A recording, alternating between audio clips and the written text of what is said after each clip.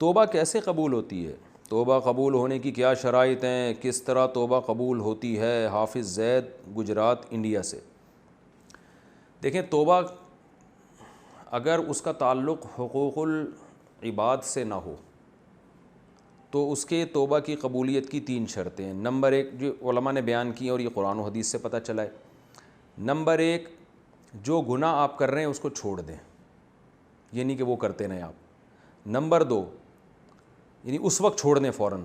Number 2 جو آپ سے ماضی میں ہو چکا ہے اس پر آپ کو ندامت ہو کہ کاش میں یہ نہ کرتا، یہ نہ ہو کہ یار ابھی تک تو مزے اڑا لیے، اچھا کیا، آئندہ دیکھیں گے، یہ نہ ہو، بلکہ ندامت ہو کہ یار وہ بھی میں نے غلط کیا۔ تیسرا، مستقبل میں نہ کرنے کا اللہ سے پکا معاہدہ کریں دل سے، اوپر سے زبان سے معاہدہ نہ ہو بلکہ دل میں باقاعدہ یہ عزم ہو، نیت ہو کہ آئندہ نہیں کروں گا۔ تو یہ 3 شرطیں جب پائی جائیں گی تو اس کا مطلب آپ نے سچی توبہ کی ہے، اور اللہ تعالیٰ کا وعدہ ہے کہ جو اس طرح سے توبہ کرے گا اللہ اس کے گناہ کو معاف کر دے گا۔ اللہ نہ کرے پھر اگر دوبارہ غلطی ہو جاتی ہے تو پرانی توبہ خراب نہیں ہوگی اس سے، پھر دوبارہ توبہ کرے۔ تو پہلا تو یہ، ہاں اب یہ تو اصل اصول ہے۔ اب اس میں یہ دیکھنا پڑتا ہے کہ حقوق العباد تھے یا ایسا حق اللہ کا جس کی قضا بھی ذمے میں واجب ہے، تو پھر توبہ کی تکمیل میں اس قضا کو ادا کرنا بھی ضروری ہے۔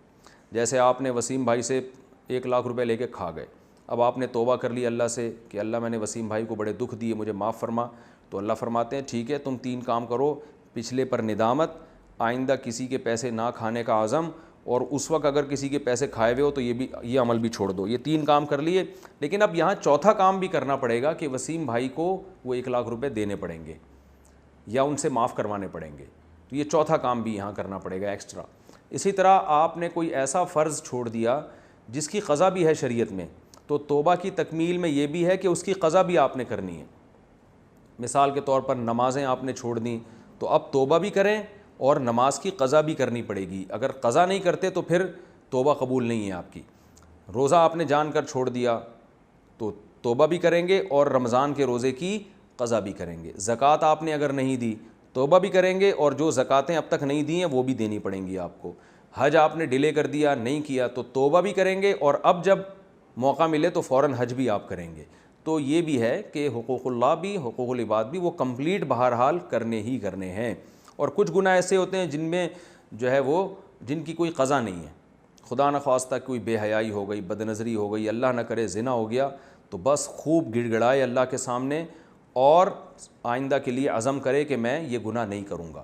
لیکن اس میں بھی یاد رکھیں کہ یہ اس عزم میں مخلص ہے یا نہیں ہے، اس کا پتہ ایسے چلے گا کہ آئندہ اس گناہ سے بچنے کے لیے یہ کوئی اسباب اختیار کر بھی رہا ہے کہ نہیں کر رہا۔